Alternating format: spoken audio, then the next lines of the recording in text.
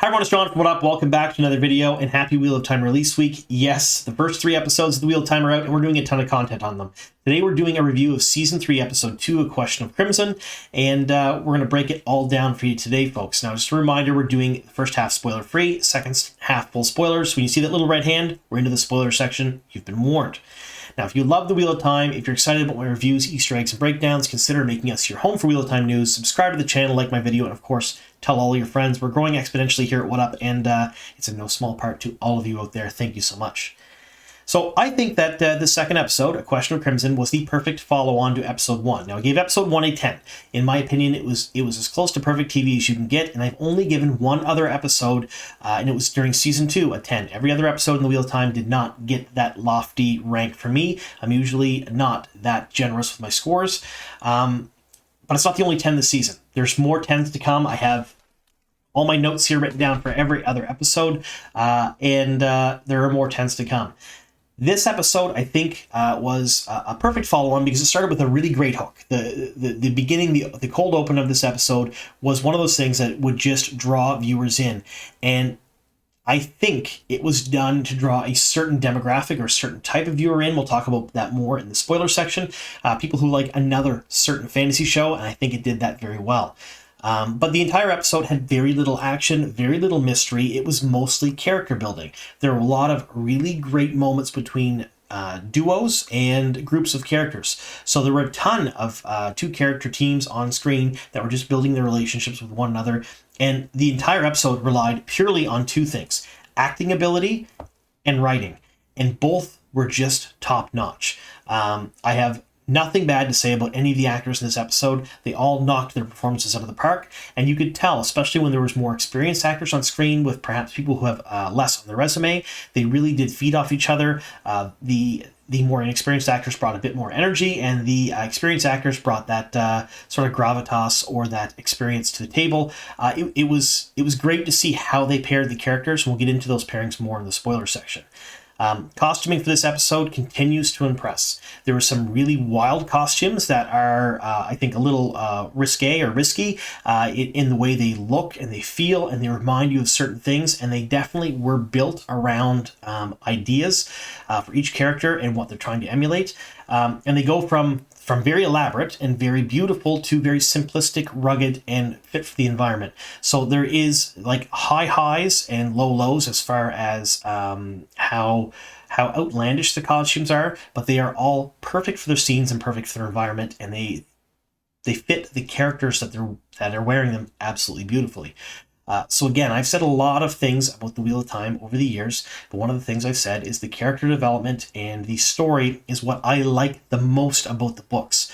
Some people are taking it that that's all the books are. That's not it. There are battles, there's mystery, there's love, there's all kinds of other stuff that happens, but it's the relationships that I value the most in the series because it's what I grew up on, emulating my own type of relationships that I wanted to have in the real world after. Because I didn't have that sort of thing when I was a child reading these books, and I kind of used the books as a proxy for it. So seeing them slow down and really spend some time with each and every character of this episode, especially in the duos that were very important, was an absolute treat for me. They didn't overcomplicate things by massive action scenes. There was a little bit. So we had the opening hook, which was a bit of an action scene. We had more of an action scene in the middle, but the rest of it was just pure drama and politics, and I lived for every moment of it. So this episode, in my opinion, gets a 9 out of 10. It doesn't get a perfect score because there are some things that maybe perhaps could have been added or done just a smidge differently that I think would have just elevated it a bit more. But definitely a 9 out of 10, which is still an incredibly high score for this particular episode. And if you've watched my spoiler-free review of the entire season, you know that I give the entire season around a 9 out of 10, which is a huge score for me. So now we're going to get into some spoiler section of the video. So we're going to put that little hand up there now. So just to let you folks know, this episode, a lot of great acting, a lot of great dialogue, a lot of great writing, and a lot of great costuming and locations. Now we're going to get into the whys in the house with specifics. So when I say there was a lot of good things between duos of characters, I mean a lot of duos of characters. Remember, the rest of the video is spoilery. We're talking all the way up to Book 5, Fires of Heaven, The Wheel of Time by Robert Jordan. If you haven't read that far, if you haven't seen the first 2 seasons or seen this episode, I'm now going to ruin things from the episode and the books. So I have more notes here, but essentially we get to see a ton of different duos here. We get to see more gays at the beginning at the Hook. So in the book series, it's mentioned a number of times that she did some really kind of horrendous stuff during the succession to secure her throne and her family's power over Andor. But it never really dives into what that could be or what it is, just that people would shudder at the thought of it, so to speak.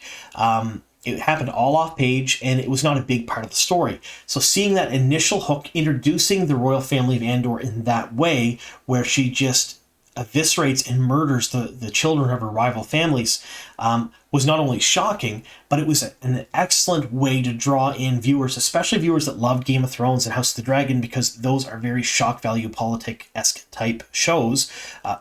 Not incredibly heavy on the action, but really heavy on the shock value and things that the characters do that are absolutely horrible to one another. And this I think really draws inspiration from that. So you have Queen Morghese just doing some horrendous things at the beginning of the episode, which is like, now we have to see more. It's our first introduction to that character, so you know that she and the royal family are going to play a larger role going forward. And I think it was the perfect way to introduce her and the royal family, because it shows that she's ruthless. She's willing to do what it takes for her family and for her family's legacy. And she's held on to power all these years later, probably doing just some other ruthless stuff as well. Now, there was that scene followed immediately by a bunch of scenes with duos of characters and groups of characters just building their relationships with one another. So we see Elaine with her family. We finally get introduced to Gown and Galad. Gown is my absolute favorite character in the series. Again, have this name tattooed on me here. I love him to pieces because he's written so very well. He's written realistically. Not saying that a lot of other characters aren't in the books, but to me, he's probably the most real character in the books. He acts like someone in that situation would. We get to see Elaine interact with them, and it's a very real interaction between a sister and her brothers, especially those that come from a privileged life such as them. It was really a treat to see. But we also get to see Mad and Nynaeve, again, spending some more time together, building their relationship.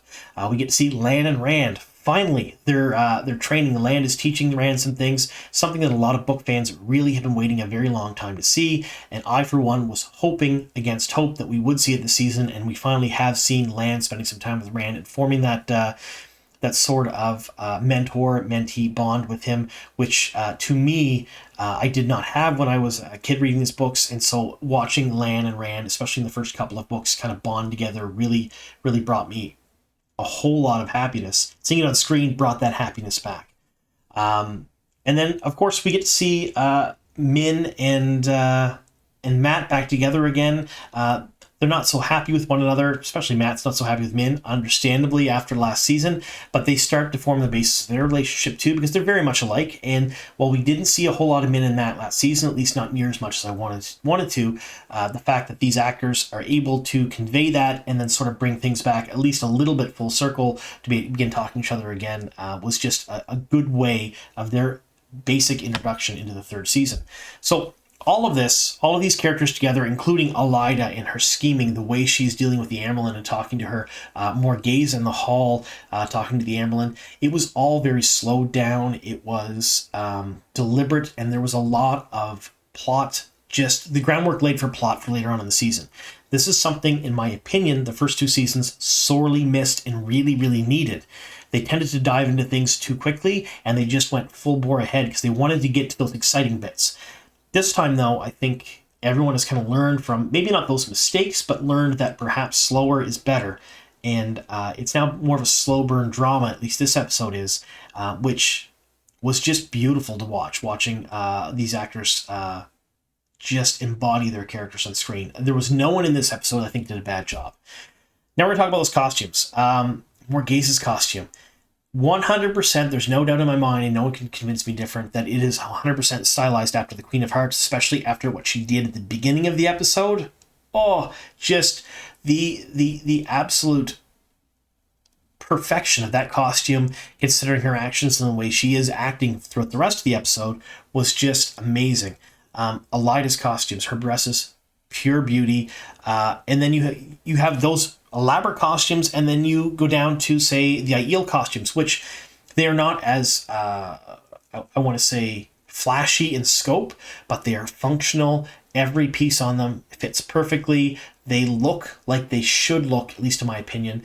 And it's one of the things that I know a lot of people out there really dig into the costumes on the show. Robert Jordan spent a ton of time describing clothes in the books, far more than anyone really remembers that read the book series, I think, or at least some of you out there that read the book series. He described them a lot. And they really take those descriptions and they're pretty much perfect on screen. I love the fact that they're really taking time with the costumes because it's something that Jordan really took time describing. There was a lot of things in this that really set the tone for the rest of the season. Part of the reason I gave this episode a 9 and not a higher score was because I think it could have ended with a little bit of action. I'm not saying that I want more action in the episode. I'm happy with the drama and the character-driven and the politics stuff that did went on, or that did go on, rather. But Hook at the end of the episode also probably would have gone well to the viewers out there. Now, this is one of those things. They knew they were releasing the first 3 episodes together, so there's not really much of a need to have a cliffhanger or a big hook at the end of season 2, or season 3, episode 2. The idea will pop up, what are you doing here type thing. It's a little bit of a, oh, okay, but then you can dive right into the 3rd episode. There's no waiting. I think this is probably the smartest time in the entire season not to have a little bit of a cliffhanger or a little bit of a water cooler talking moment at the end of an episode, because realistically, you don't need it because you can dive directly into the 3rd episode, which we all did, I'm sure, right away. But I think the episode might have benefited from something else right there at the end. Maybe another little bit of action. That's the only small complaint I have of the entire episode. And that is, like I said, a very small one, but the reason I couldn't give it a perfect score. But yeah, I love that they're doing this now. I love they're spending time with the characters. I love the time that they're using to build the world through exposition. Something that is very, very hard to do and keep interesting for television shows. It happens quite often in books because characters can talk about things in their heads or describe things, or you can just have the author describe things, and it's something you expect. In a TV show or a movie, it's more difficult because for the audience, it quickly becomes boring. They didn't do that. They had the interactions between multiple characters doing it for that type of exposition. And I think it was masterfully done. So anyway, yeah, so I gave this episode a 9 out of 10. I was very, very happy with it. Again, the dialogue, the writing, the acting, they're what made this episode for me and why I got such high marks. We could talk all day about the costumes as well, which I already did a little bit. The locations and the sets, beautiful. I'm going to beat that to death this season. I really am. They picked their locations perfectly. Where they filmed in the Isle Waste in South Africa was, I think, perfection. Is the best interpretation of the waste, at least in my mind, that I could think of. And the weapons, the different little aspects of the characters, the small details, Elida's jewelry, which we will get into in my Easter egg video. There's a lot of things here that create foreshadowing for later on in the season, that create foreshadowing or little tidbits for book fans. Things that a show watcher may not notice the first time around, but those of you who've read the books a number of times and are watching for certain things, you see it and you're like, I know what that is. I think I know what that means. And it just gives you that wanting more. A lot of this was really purposely done and, in my opinion, very well done. So yeah, a full 9 out of 10 here, folks. And we have another 6 episodes left after this. So I want you to, if you haven't already subscribed, please do so, because tomorrow morning you're going to get an Easter egg video on Season 3, Episode 2. Tomorrow afternoon you'll get my episode breakdown where I compare the books to the show, where I talk about the storylines of the show and how they relate to the storylines in the books. I just put out my Season 3, Episode 1 breakdown this morning. And I love doing those ones too, because I can talk about the books in those ones a bit more than I can in my reviews and in my Easter egg videos, because I like talking about the books as much as I like talking about the show.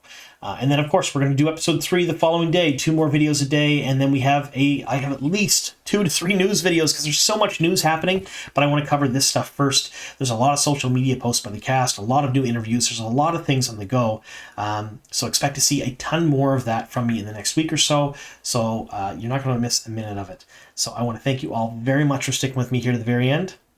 Here's to many more.